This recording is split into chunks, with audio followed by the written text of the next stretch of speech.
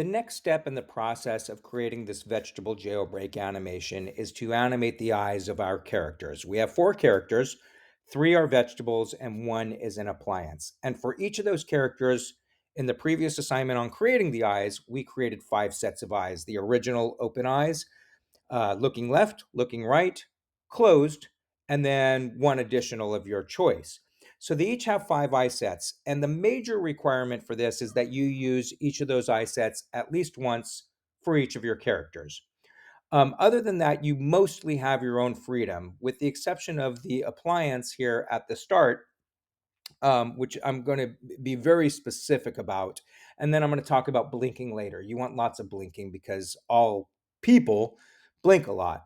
So we'll have our characters blink. But as far as the appliance, we want to make sure that the eyes remained closed until the explosion.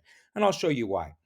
I'm going to start with my appliance here as the clock. I'll click on that clock eyes.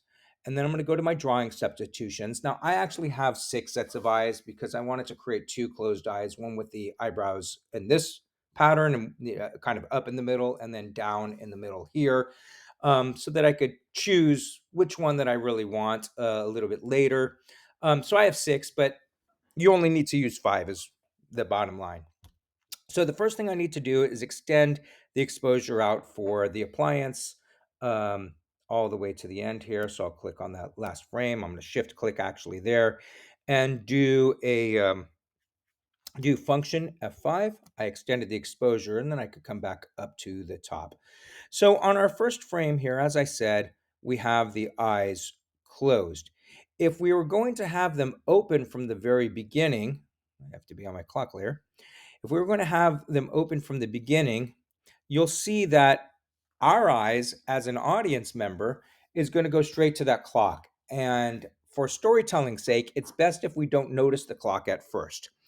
So leave your appliance's eyes closed at the very beginning, and then you'll have your appliance's eyes open when the explosion happens. I'm going to move up ahead to the explosion, which is right about here. That's the explosion. I don't want the eyes opening right on the explosion because it wouldn't happen that way. You'd hear the burst, and then it takes a second for the sound to travel, which is really going to shock him. I mean, of course, the light would shock him too, but he's asleep, so really the sound is going to wake him up. So I'll go a few frames in to right about there, and then go to that layer and open the character's eyes. I'm going to click on that layer, and I'm going to choose which one I think would be best. I think this one would be best when it opens. And I'll zoom in over here in this section so we can see both the explosion and the eye sets pop open. There we go. There we go. See, it's just a second, a split hair of a second afterwards.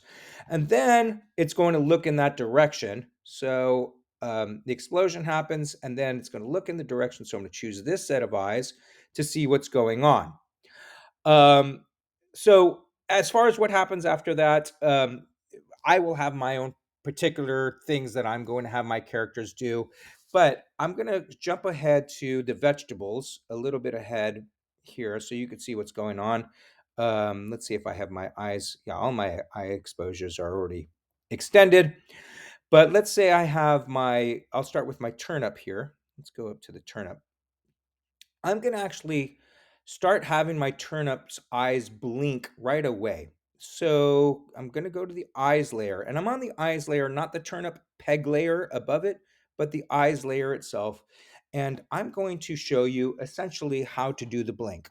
So the eyes are open at first. Let's create a keyframe on the very first moment that we see it. So we have the eyes are open.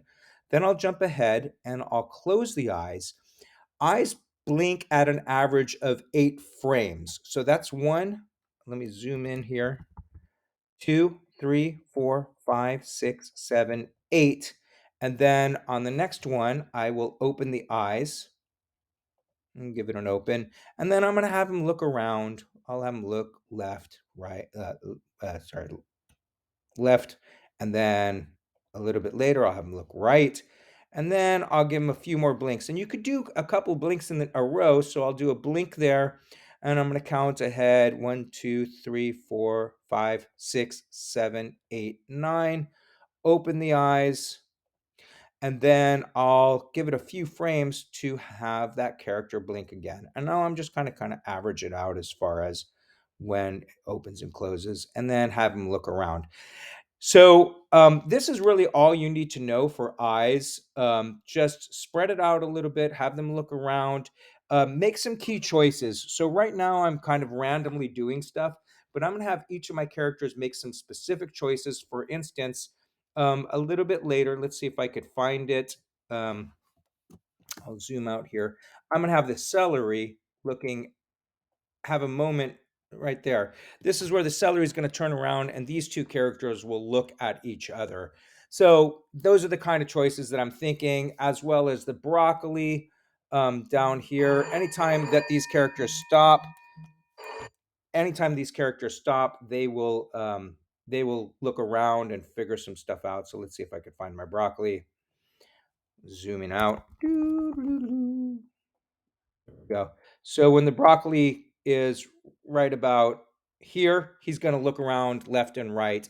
And I want to make those types of decisions. Just make sure that you use each of the eye sets at least once, and you should be good. Plus, make sure that appliance has their eyes closed until the explosion happens, and they don't open their eyes until just a fraction of a second, which is, about 5 frames after the explosion happened.